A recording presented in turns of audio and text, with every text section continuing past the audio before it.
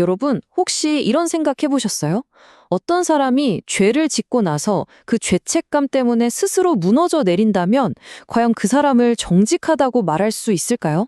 오늘은 인간 심리를 정말 기가 막히게 파고드는 거장 도스토옙스키의 단편 정직한 도둑을 가지고 이 모순적인 질문에 대한 답을 한번 같이 찾아가 보려고 합니다.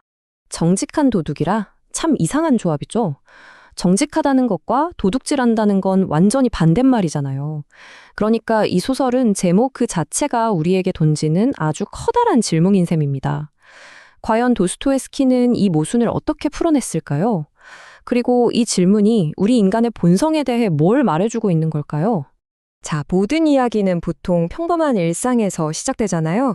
이 소설도 딱 그렇습니다. 주인공 나의 집에 아스타피 이바노비치라는 퇴역 군인이 하숙인으로 들어와요. 좀 무뚝뚝해 보여도 아주 성실한 사람이죠. 바로 이 아스타피가 우리에게 정직한 도둑의 이야기를 들려줄 장본인입니다. 근데 이 평범한 일상에 작은 균열이 생겨요. 어떤 남자가 집에 들어와서 외투를 훔치려다 들키는 그런 사건이 벌어집니다. 이 일 때문에 아스타피가 막 화를 내면서 도둑이라면 아주 치를 떠는데 문득 이상한 말을 꺼내는 거예요. 자기는 예전에 정직한 도둑을 만난 적이 있다고요. 아스타피가 바로 이렇게 말하면서 자기 이야기를 시작하는데요. 이 한 문장이 우리의 호기심을 확 잡아끌죠. 아니, 겉보기엔 멀쩡한 사람이 어떻게 도둑질을 해요? 그리고 왜 하필 정직한 도둑이라고 부르는 걸까요? 정말 궁금해지지 않나요? 이제 아스타피가 들려주는 이야기 속으로 들어가 볼 텐데요. 그 이야기의 주인공은 우리가 생각하는 그런 멋진 영웅과는 거리가 아주 멉니다. 그의 이름은 예멜리안 일리치. 가진 건 아무것도 없고 그저 술에만 의지해서 하루하루를 버티는 정말 희망이라고는 찾아볼 수 없는 그런 사람이었죠. 이 둘의 만남부터가 참 기묘해요. 식당에서 우연히 만난 예멜리안이 아무 말 없이 그냥 아스타피를 집까지 졸졸 따라와요. 그리고는 그대로 눌러앉아 버린 겁니다. 마치 갈 곳 잃은 강아지처럼요. 뭘 달라고 하지도 않고 그냥 말 그대로 그림자처럼 조용히 지낼 뿐이었어요. 아스타피의 마음속은 정말 복잡했을 거예요. 한쪽에서는 이 예멜리안이 아무짝에도 쓸모없는 짐덩어리 같고 밥만 축내는 식객이라고 생각하지만 다른 한쪽에서는 너무 불쌍해서 차마 내쫓을 수가 없는 거예요. 경멸과 연민, 이 두 가지 감정이 정말 아슬아슬하게 공존하면서 둘의 동거가 이어지고 있었던 거죠. 이렇게 평범하면서도 위태롭던 두 사람의 관계. 그러던 어느 날, 이 위태로운 동거를 완전히 박살내는 사건이 터집니다. 사라진 게 그냥 바지가 아니었어요. 당시 노동자였던 아스타피에겐 정말 큰맘 먹고 맞춘 어쩌면 전 재산이나 다름없었을 그런 소중한 바지였거든요. 그런데 그 바지가 감쪽같이 사라진 겁니다. 그리고 그 집에 있던 사람은 딱 둘, 아스타피와 예밀리안 뿐이었죠. 아스타피는 예멜리안을 딱 쳐다보면서 묻습니다. 자네가 가져갔나? 와, 이 짧은 한마디에 얼마나 많은 감정이 담겨 있었을까요? 의심, 배신감, 그리고 어쩌면 제발 아니라고만 해줘 하는 마지막 희망까지도요. 하지만 에멜리아는 고개를 저으면서 딱 잘라 말해요. 아니요, 본 적도 없습니다. 목소리는 되게 단호한데 글쎄요, 아스타피는 아마 그의 흔들리는 눈빛에서 뭔가를 봤을지도 모르죠.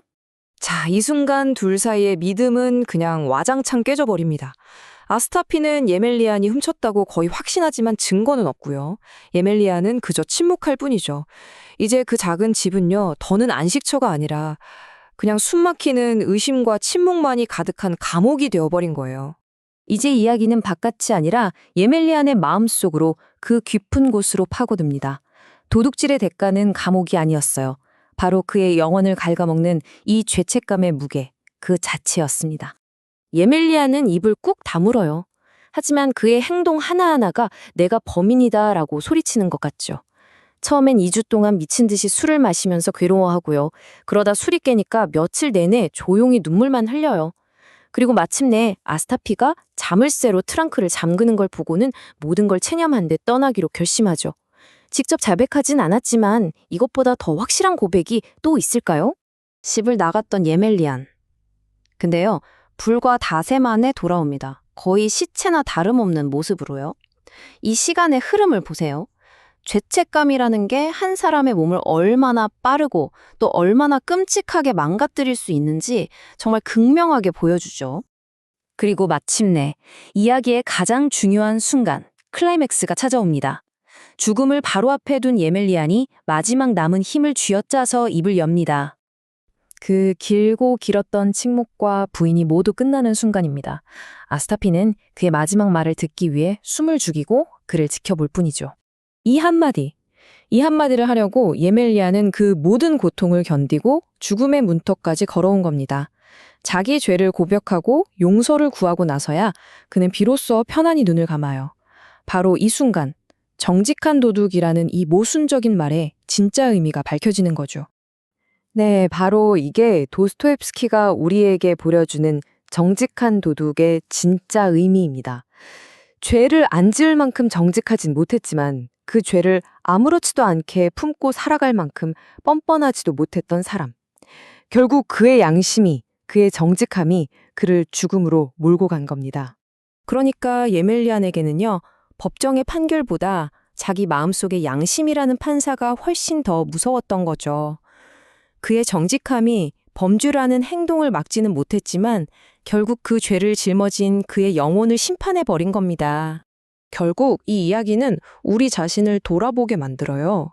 우리는 보통 정직하다 하면 나쁜 짓 안 하는 것 정도로 생각하잖아요.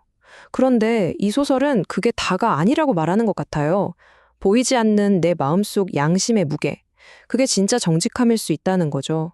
한 도둑의 내면에 있던 정직함이 그의 목숨을 앗아갈 만큼 강력했다면 여러분의 삶 속에서 정직함은 과연 어떤 무게와 가치를 가지고 있나요?